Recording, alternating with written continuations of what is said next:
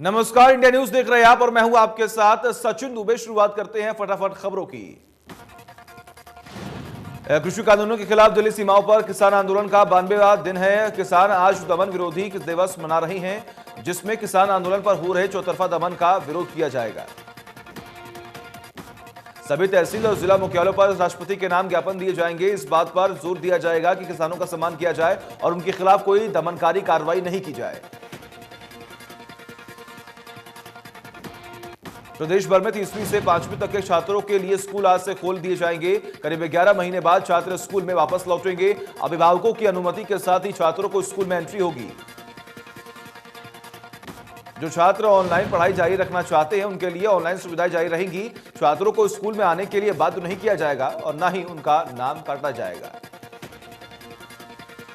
भिवानी से शिक्षा विभाग हरियाणा सरकार ने प्राइमरी स्कूल खोलने के आदेश जारी किए। आज से हरियाणा में 3वीं कक्षा से लेकर 5वीं कक्षा के छात्रों के लिए स्कूल खोलेंगे। सुबह 10 बजे से लेकर 1:30 बजे तक मात्र सरकारी और प्राइवेट स्कूलों को खोलने का आदेश जारी कर दिया गया। हालांकि जिन बच्चों के माता पिता ऑनलाइन पढ़ाई करना चाहते हैं, उनको ऑनलाइन पढ़ाई की भी छूट दी जाएगी।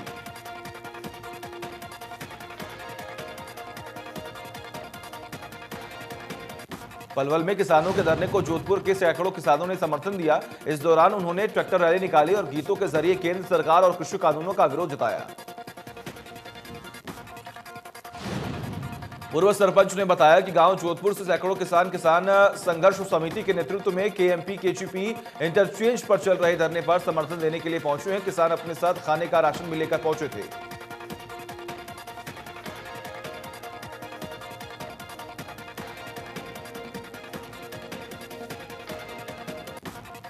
पूर्व मुख्यमंत्री और नेता प्रतिपक्ष भूपेंद्र हुड्डा कुरुक्षेत्र के जयराम आश्रम पहुंचे। हुड्डा ने किसानों से फसल न उजाड़ने की अपील की। हुड्डा ने कहा कि फसल उजाड़ने वाली तस्वीरों से पीड़ा होती है, ये देशहित में नहीं है। भूपेंद्र हुड्डा ने लाल किले के आरोपियों को सजा दिलाने की मांग करते हुए कहा कि इसके लिए किसान दोषी नहीं है। जिसने भी देश को अपमानित करने का काम किया है, उसके विरुद्ध कार्रवाई होनी चाहिए। बढ़ते पेट्रोल डीजल के दामों पर भी हुड्डा ने चिंता जताते हुए कहा कि प्रदेश सरकार को वोट में राहत देनी चाहिए, वैट में राहत देनी चाहिए। गरीब और मध्यम वर्गीय लोगों का जीना दूभर हो गया है।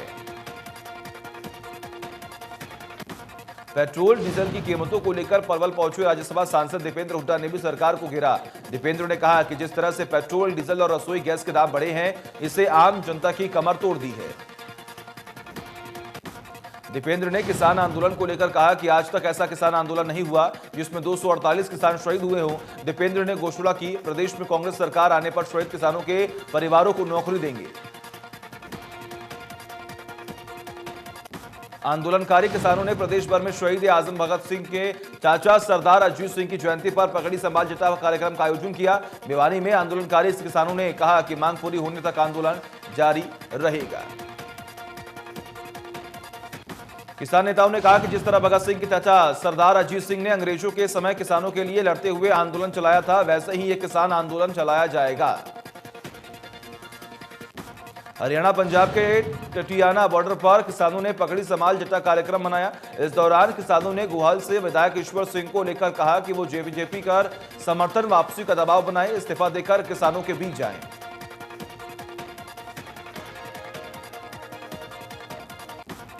संयुक्त किसान मोर्चा ने देश भर में सरदार अजीत सिंह के जन्मदिवस को पगड़ी संभाल जट्टा दिवस के तौर पर मनाने का ऐलान किया था।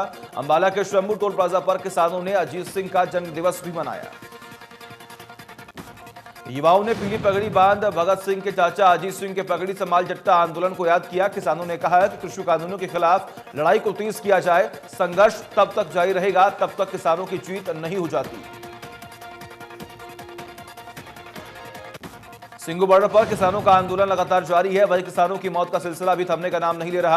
हार्ट अटैक की वजह से पंजाब के तरन तारण में रहने वाले किसान मंगल सिंह का निधन हो गया है।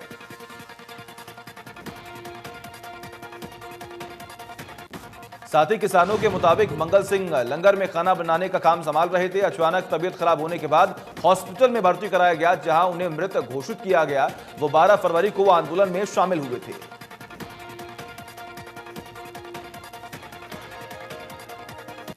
भिवानी में कृषि मंत्री जेपी दलाल के खिलाफ महापंचायत का आयोजन किया गया। महापंचायत में पहुंचे हुए किसानों ने कृषि मंत्री के राजनीतिक और सामाजिक बहिष्कार का फैसला लिया है।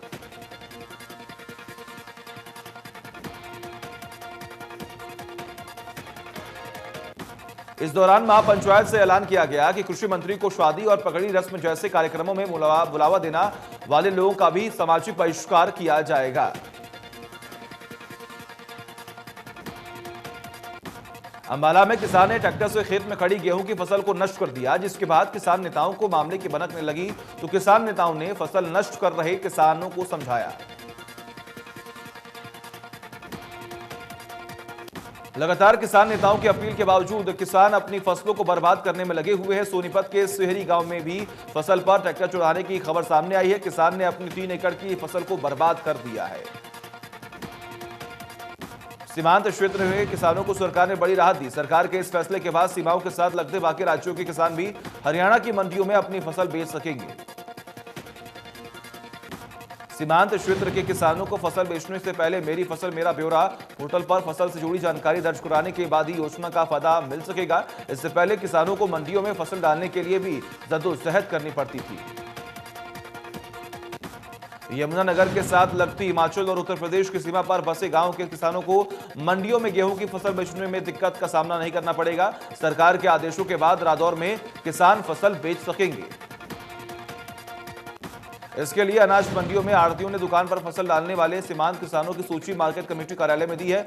मार्केट कमेटी के मंडी सुपरवाइजर ने बताया कि जिन किसानों ने रजिस्ट्रेशन कराया है उन्हें यह फायदा मिलेगा।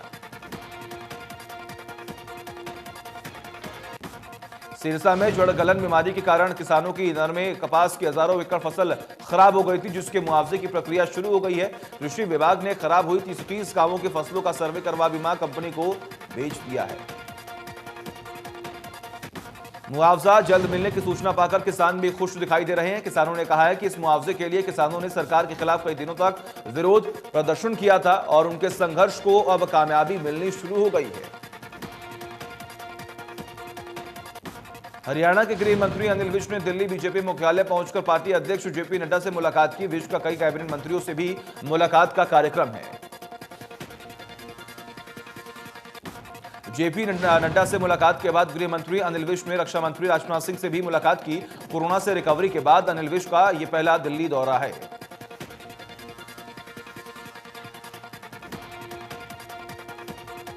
दिल्ली दौरे पर गृह मंत्री अनिल विज ने कहा है कि उड़ान 3 के तहत अंबाला छावनी में नागरिक उड्डयन एयरपोर्ट के मुद्दे पर रक्षा मंत्री से चर्चा हुई। एयरफोर्स स्टेशन की स्ट्रिप पर ही सिविल एविएशन के जहाज उड़ाने उसकी अनुमति मिली थी। एयरफोर्स स्टेशन के साथ नागरिक उड्डयन एयरपोर्ट के लिए डिफेंस की जमीन की मांग की गई। विज ने कहा कि अंबाला को एयरलाइन अलॉट हो चुकी है। अंबाला से लखनऊ और श्रीनगर तक की फ्लाइट मंजूर भी हो चुकी है। कांग्रेस विधायक दल की बैठक के बाद पूर्व सीएम भूपेंद्र सिंह हुड्डा ने प्रेस कॉन्फ्रेंस की। हुड्डा ने बताया कि बैठक में बजट सत्र को लेकर रणनीति बनी है। पूर्व सीएम ने कहा कि हरियाणा सरकार विश्वास खो चुकी है, यहां कोई काम नहीं हो रहा है।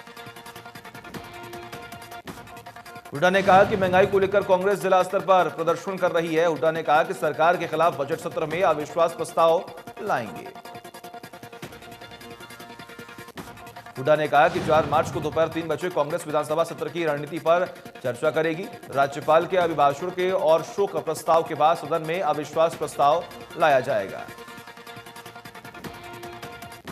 हरियाणा में डोमोसॉइल का मुद्दा, किसानों का मुद्दा, व्यवस्था, एपीएमसी एक्ट में संशोधन पर प्राइवेट मेंबर बिल समेत कई मुद्दों को कांग्रेस सदन में रखेगी। हुड्डा ने कहा कि अविश्वास प्रस्ताव से किसानों के हित का एजेंडा चलाने वाले बेनकाब होंगे। भूपेंद्र हुड्डा ने कहा है एसवाईएल पर हरियाणा विधानसभा से एक प्रस्ताव पहले भी भेजा जा चुका है। सुप्रीम कोर्ट का फैसला हरियाणा के हक में आ चुका है। केंद्र और प्रदेश में बीजेपी की सरकार है, अब काम करवाएं। अंबाला में कांग्रेस सड़कों पर उतरी, कृषि कानूनों और बढ़ते पेट्रोल डीजल के दामों का विरोध किया और शहर में पदयात्रा निकाली गई। कांग्रेस नेताओं ने कहा कि अगर सरकार ने कृषि कानूनों को वापस नहीं लिया और बढ़ते पेट्रोल डीजल के दामों को कम नहीं किया तो कांग्रेस जेल भरने का काम करेगी। सरकार को इसका जवाब जनता देगी।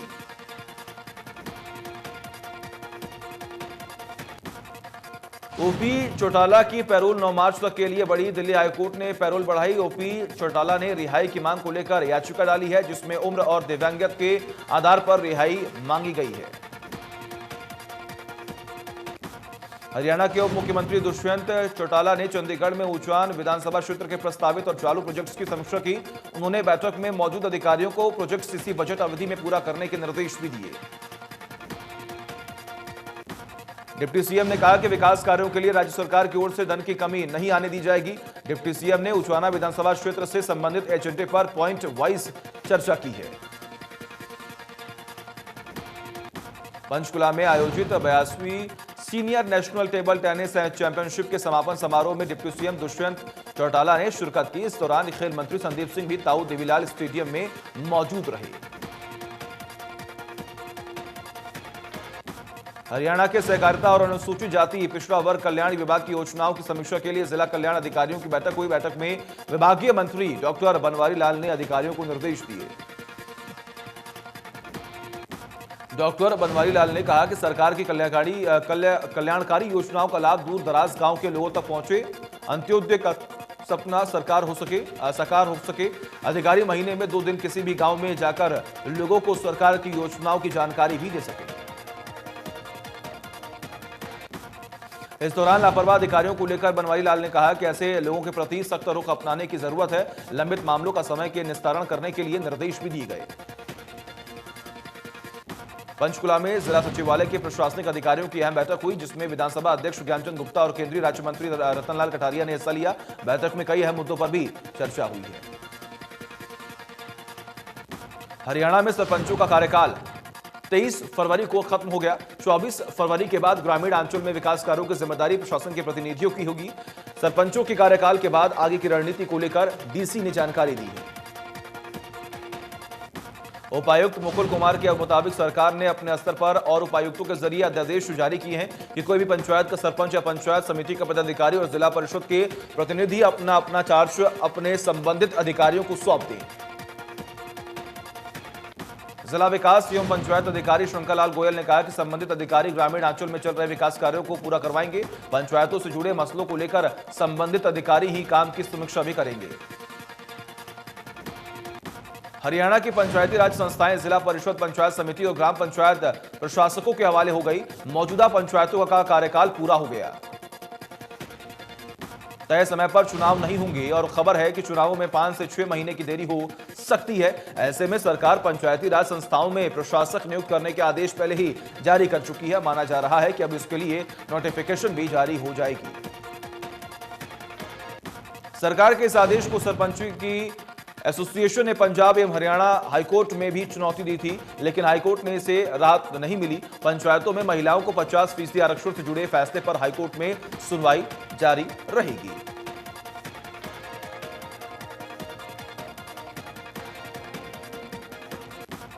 सरपंचों का कार्यकाल खत्म होने पर डिप्टी सीएम दुष्यंत चौटाला ने कहा कि गांव में सरपंच की जगह ग्राम सचिव लगेंगे, मेंबर की जगह ब्लॉक डिवीजन ऑफिसर लगेगा, सीईओ जिला परिषद की जगह लगेगा। जाखल नगर पालिका में अविश्वास प्रस्ताव की चर्चा के दौरान पार्षदों ने एक पक्ष में वोटिंग करते हुए मौजूदा प्रधान के खिलाफ अविश्वास प्रस्ताव पारित किया, जिसके बाद अब सीमा नगर पालिका जाखल की प्रधान नहीं रही। इस मौके पर एसडीएम मौजूद रहे। प्रधान सीमा वोटिंग के दौरान मौजूद नहीं रही। बैठक के दौरान बाहर सीमा समर्थकों ने बीजेपी मुर्दाबाद के नारे भी लगाए और कहा कि वो फैसले के खिलाफ कोर्ट जाएंगे। चरखी दादरी की रविदास बस्ती में जिला उपायुक्त ने पहुंचने पर ग्रामीणों ने डीसी को शिविर की समस्या से अवगत कराया। ग्रामीणों की समस्या पर जिला उपायुक्त ने कहा कि जल्दी समस्या का समाधान भी किया जाएगा।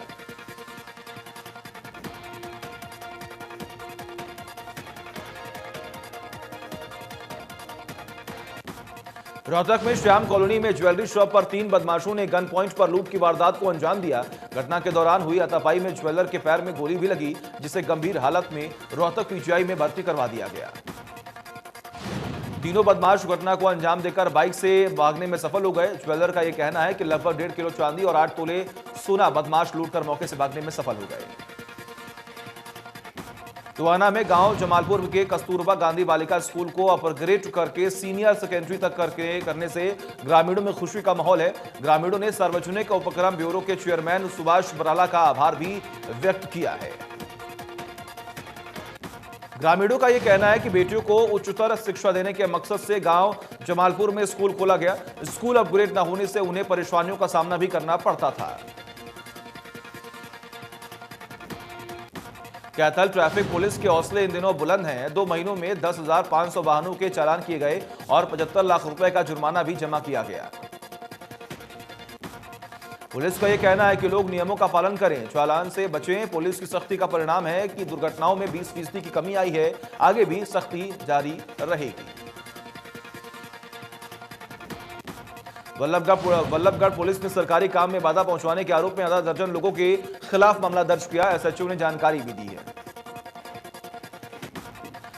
स्वास्थ्य विभाग की टीम ने नर्सिंग होम पर रेड की थी। रेड के दौरान कार्रवाई रोकने और सरकारी काम में बाधा पहुंचाने वाले 8 लोगों के खिलाफ स्वास्थ्य विभाग की शिकायत पर पुलिस ने मामला दर्ज भी किया है। फरीदाबाद के सरूरपुर इलाके में गली नंबर 3 में कंपनी में भीषण आग लग गई। दमकल की गाड़ियां मौके पर पहुंची और आग बुझाने के प्रयास में जुटी हुई हैं। आग लगने के कारणों का अभी तक पता नहीं चल पाया, लेकिन भीषण आग से निकले काले धुएं से दिन में अंधेरा छा गया। पंचकुला में नगर निगम ने सेक्टर 12 के सामुदायिक केंद्र में अलग अलग सेक्टरों के विक्रेताओं के वेंडिंग साइटों का ड्रॉ निकाला। इस मौके पर नगर निगम के आयुक्त समेत अधिकारी मौजूद रहे। रेडी फडी वालों को उनके सेक्टरों में एक जगह दी उपलब्ध कराने की बात सामने आ रही है। वेडिंग साइटों के आवंटन के काम को तेजी दी गई है ताकि लोगों को भी एक जगह सामान खरीदने में आसानी हो सके। साइबर सिटी गुरुग्राम में अवैध रूप से खनन कर प्रदेश सरकार को राजस्व का चूना लगाने का मामला सामने आया। व्हाट्सएप ग्रुप के जरिए सरकार और शासन की आंखों में धूल झोंकी जा रही है। अवैध रूप से खनन कर अरावली को नुकसान पहुंचाने के काम में करीब 85 ट्रांसपोर्टर्स ने व्हाट्सएप ग्रुप बनाया हुआ है। गुरुग्राम में नगर निगम यूनियन के चुनाव 30 जनवरी को कराए गए थे। करीब 400 कर्मचारियों ने चुनाव में मतदान किया, जबकि कर्मचारी यूनियन संघ के कुछ सदस्यों का आरोप है कि जो चुनाव हुए उसमें गड़बड़ी हुई है। जिला उपायुक्त से लेकर उस संघ के उच्च अधिकारियों तक भी शिकायत की गई, लेकिन किसी तरह का कोई जवाब, कोई कार्रवाई नहीं निकली। हाईकोर्ट ने इस पूरे मामले में फिलहाल चुनाव के बाद जो उम्मीदवार चुने गए हैं उस पर पूरी तरह से रोक लगा दी है। फरीदाबाद में पहली बार निगम सदन के बजट सत्र शुरू होने से पहले डिनर डिप्लोमेसी देखने को मिली। इस डिनर डिप्लोमेसी के दौरान पार्षदों की तरफ से अपने अपने वार्ड की समस्याओं को रखा गया। इस दौरान नगर निगम के तीनों मेयर मौजूद रहे। निगम कमिश्नर यशपाल यादव ने इसे डिनर डिप्लोमेसी की बजाय अनौपचारिक बैठक बताया। उनके मुताबिक शहर के विकास के लिए यह बेहद जरूरी है कि सभी पार्षद और अधिकारी एक जगह बैठे और वहां बैठकर प्लानिंग के साथ शहर के विकास को आगे बढ़ाया जाए। निगम कमिश्नर का कहना है कि उन्होंने तय किया है कि हर बुधवार को अब पार्षदों से अनौपचारिक बैठक होगी, जिसमें पार्षद अपने इलाके में होने वाले विकास कार्य और आने वाली समस्याओं के बारे में उनको बता सकते हैं। गोहाना जिंद रोड पर खानपुर गुर्द गांव के पास खेतों में एक शख्स का शव पुलिस ने बरामद किया। शव की शिनाख्त गोहाना के देवी नगर के रहने वाले शिव कुमार के तौर पर हुई। पुलिस ने शव का पोस्टमार्टम कराया। मृतक के परिजनों ने आरोप है कि हत्या पैसे के लेन देन के चलते हुई है। वही पुलिस इस मामले की जांच कर रही है। घटना में मोहित नाम का शख्स जख्मी बताया जा रहा है, जिसके पीजीआई में इलाज चल रहा है। करनाल के मलिकपुर गांव में सड़क हादसे में दौरान 2 लोगों की मौत हो गई। बाइक पर सवार होकर 3 लोग काम करने के लिए 5 के पास से गांव में जा रहे थे। एक शख्स का हॉस्पिटल में इलाज जारी है। यमुनानगर के चांदपुर के रहने वाले अजीम के अपहरण और हत्या के मामले में पुलिस ने 3 आरोपियों को गिरफ्तार कर लिया। 7 जनवरी को अजीम का अपहरण कर उसकी हत्या कर दी गई थी, जिसके बाद बाइक समेत शव नहर में फेंक दिया गया था। महेंद्रगढ़ के जिला स्तरीय खेल परिसर में बॉक्सिंग रिंग का उपायुक्त ने उद्घाटन किया। इस दौरान उपायुक्त ने कहा कि खिलाड़ियों को हर तरह की ढांचागत सुविधाएं मुहैया कराई जाएंगी। गुरुग्राम की सड़कों पर अब आवारा पशु नजर नहीं आएंगे। इसके लिए नगर निगम ने कार्रवाई करने की तैयारी शुरू कर दी है। नगर निगम की मेयर ने बताया कि निगम की तरफ से लगातार आवारा पशुओं को पकड़ा जा रहा है। इस बार आवारा पशुओं को न सिर्फ पकड़ा जाएगा बल्कि उनके मालिकों पर 10,000 रुपए का जुर्माना भी लगाया जाएगा। फतेहाबाद में सेना की भर्ती को लेकर कोरोना टेस्ट कराने को लेकर युवाओं को नागरिक अस्पताल में भारी भीड़ जुटी। 26 फरवरी को हिसार में होने वाले सेना की भर्ती को लेकर कोविड टेस्ट अनिवार्य किया गया। वहीं कोरोना को लेकर स्वास्थ्य विभाग की ओर से अलर्ट भी जारी किया गया। डॉक्टर शरद तूली ने कहा, कोरोना की दूसरी लहर को लेकर कोरोना के लिए नए स्ट्रेन से फिर से केस बढ़ रही हैं। डॉक्टर शरद ने बताया कि इन दिनों महाराष्ट्र, पंजाब और केरल जैसे राज्यों में कोरोना के नए स्ट्रेन से फिर से केस बढ़ रहे हैं, जिसको लेकर स्वास्थ्य विभाग और प्रशासन अलर्ट है। सैंपलिंग की संख्या लगातार बढ़ा दी गई है। चरखी दादरी उपायुक्त ने सिविल हॉस्पिटल पहुंचकर कोरोना वैक्सीन की पहली डोज ली। उपायुक्त ने बताया कि मंसूरी में प्रशासनिक प्रशिक्षण कार्यक्रम का आयोजन किया जा रहा था। डीसी ने बताया कि ट्रेनिंग को लेकर ही वैक्सीन नहीं ले पाए। उन्होंने लोगों को भी वैक्सीन के प्रति जागरूक किया और कहा कि इस वैक्सीन का कोई साइड इफेक्ट नहीं है। फ्रंटलाइन कोरोना योद्धाओं को दूसरे चरण के तहत कोविशील्ड का दूसरा टीका लगाना शुरू हो गया। भिवानी में 35 केंद्रों पर कोविशील्ड का दूसरा टीका फ्रंटलाइन योद्धा, आंगनबाड़ी वर्कर, मेडिकल स्टाफ और पुलिसकर्मियों को लगाया जाएगा। भिवानी में पहले चरण के तहत 78% फ्रंटलाइन वर्कर्स को कोविशील्ड के टीके लगाए जा चुके हैं। 4425 फ्रंटलाइन कोरोना वॉरियर्स को टीका लगाया गया। दूसरे चरण के तहत लगभग 5500 कर्मचारियों को टीका लगाने जाने का लक्ष्य रखा गया। जिन कर्मचारियों ने पहले चरण के तहत टीका नहीं लगवाया, उन्हें भी दोबारा से मैसेज भेजकर टीका लगवाने के लिए बुलाया जाएगा। रेवाड़ी के 15 साल के छात्र हार्दिक ने व्हाट्सएप के टक्कर का बीटेल ऐप बनाया। ऐप में सारी सुविधाएं हैं। छात्र के ऐप की हर तरफ लोग दिल खोलकर तारीफ कर रहे हैं। हार्दिक ने बताया कि इस ऐप को बनाने में उन्हें 3 महीने का समय लगा है। वो इसमें और भी कई तरह की सुविधाएं देने पर काम कर रही हैं, जिसके लिए फंड की जरूरत है। गृह मंत्री ने उसे मदद का भरोसा भी दिया है। फरीदाबाद में इंडस्ट्रीज एसोसिएशन और जेसीबी कंपनी के अरावली गोल्फ क्लब में 12वें गोल्फ टूर्नामेंट का आयोजन किया, जिसमें एनसीआर ने 70 गोल्फ खिलाड़ियों ने हिस्सा लिया।